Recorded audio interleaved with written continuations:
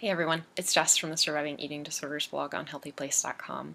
Sunday the 22nd started National Eating Disorders Awareness Week in the States, and I believe in Canada.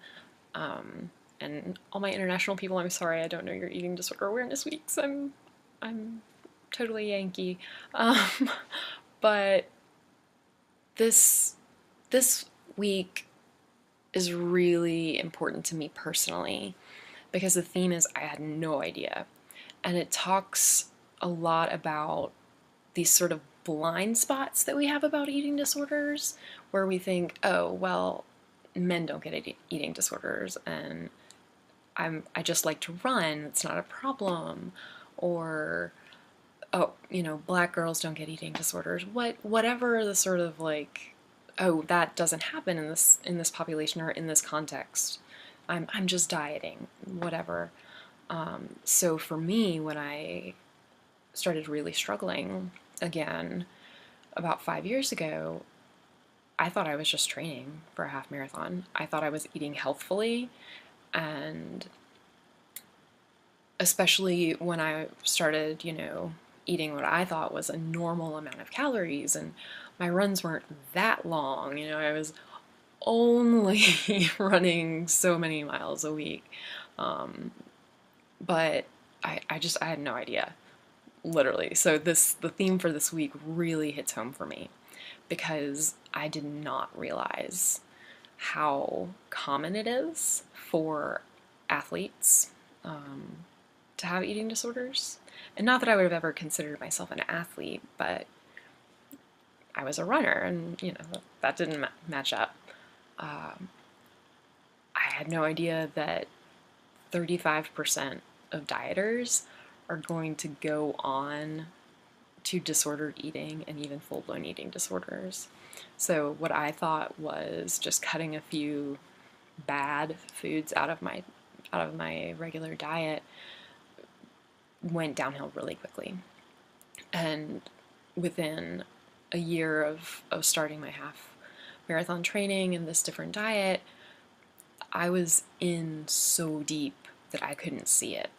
I had the chance to have a conversation with a friend over the weekend, and had seen a representation of somebody with an eating disorder in a film, and just looked at her and said, "Did I really sound like that?" The character said, "Sorry, I'm cranky. I didn't get my run in today." And I mean, was really being a jerk to this other character. And I thought, how many times did I say that? Why didn't you smack me? I just thought I was liking exercise, and I thought I was okay. And so this week is a lot about those early warning signs and symptoms that if we can catch our eating disorder, if we can catch our loved ones' eating disorder, if we can catch our friends' eating disorder, our client, our patient, if we can catch those earlier, we have a lot better success rate in treatment.